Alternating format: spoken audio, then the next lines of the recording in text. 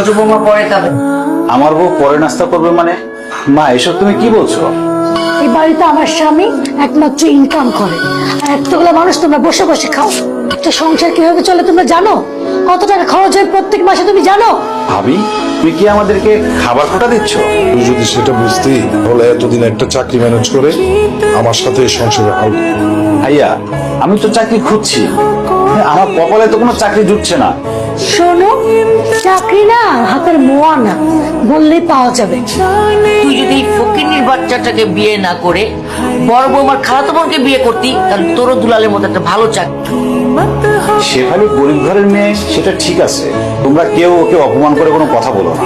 তুই একটা গরিব মিসকিন ফকিন্নি মেয়েকে বিয়ে করছিস, মা তো সেটাই বলছি।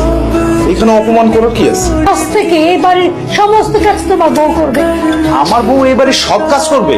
তোর ভাবি ঠিকই বলছে, সে হচ্ছে বড় লোকের মেয়ে, সে কেন কাজ করবে? তুই যতদিন না পর্যন্ত দুলালের মতো একটি ভালো চাকরির ব্যবস্থা করতে পারবি, ততদিন পর্যন্ত তোর বই এই বাড়ির সব কাজ করবে। ঠিক আছে মা, এই বাড়ির যত কাজকর্ম আছে আমি সব একাই করব, আমার কোনো অসুবিধা হবে না। এখন উঠছিস কেন? আমি তো বেকার, যেহেতু সংসারে কোনো ইনকামের সাহায্য করতে পারি না, আমার নাস্তা করার অধিকার একসাথে নাই, আমি পরেই নাস্তা করবো। এই ফকিন্নির মেয়ে, নম্বর মতো দাঁড়িয়ে আছো কেন? বড় বৌমা কি বলেছে? হ্যাঁ, বড় বৌমা বলেছে দুটা ডিম পোস্ট করে আনতে, যাও নিয়ে এসো। ঘরে কি আর কোনো কাজ নেই? এই যে ফকিন্নির মেয়ে, এই একটা কাজে সারাদিন লাগাই দিলে আর কি কোনো কাজ নেই? মা, এই বাসার কাজকর্ম তো সব আমি একাই করি। হ্যাঁ, তুমিই তো করবা। কে করবে আর? আমি করবো নাকি আমার বড় লোক বৌমা করবে? আমি তো সেটা বলিনি মা। আমার ভোলা ভালা ছেলেটাকে পটায় টটায় বিয়ে করছো কি মনে করে? হ্যাঁ? মনে করছো সারা জীবনে বাড়িতে পায়ের উপর পা তুলে রাজধানীর মতো বসে বসে খাবা? শেষ তো পূরণ হবে না। মা, এটা আমার শ্বশুর বাড়ি, আমার স্বামীর ঘর, আর এই সংসারে প্রত্যেকটা জিনিস গুছিয়ে রাখা আমারই দায়িত্ব। বাহ বাহ বাহ বাহ। তোমার কথা শুনে মনে হচ্ছে তুমি এই বাড়ির মালিক। আর একটা কথা কান খুলে শুনে রাখো, এই বাড়ির একটা কানা করেও তুমি পাবে না।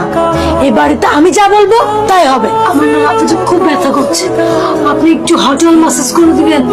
কি বলো বৌমা, কেন দিব না? তুমি হচ্ছে আমার লোক, কি বড় লোক বৌমা, তোমাকে মাথায় মেসেজ করে দিব না? কাকে দিব? এই ফকিন্নির মেয়েকে। চলো চলো। এই সংসারে সবাই তোমাকে গাধার মতো খাটাচ্ছে, তা আমি কোনো প্রতিবাদই করতে পারছি না। শোনো, এই সংসারে কোনো কাজকর্ম করতে আমার মোটেও কষ্ট হয় না, শুধু খারাপ লাগে কিছু মানুষের আচরণে। কি করবো আমি নিজেই বুঝতে পারছি না। সব জায়গায় শুধু সিভি জমা দিচ্ছি, কিন্তু কোথাও থেকে কোনো রেজাল্ট আসছে না।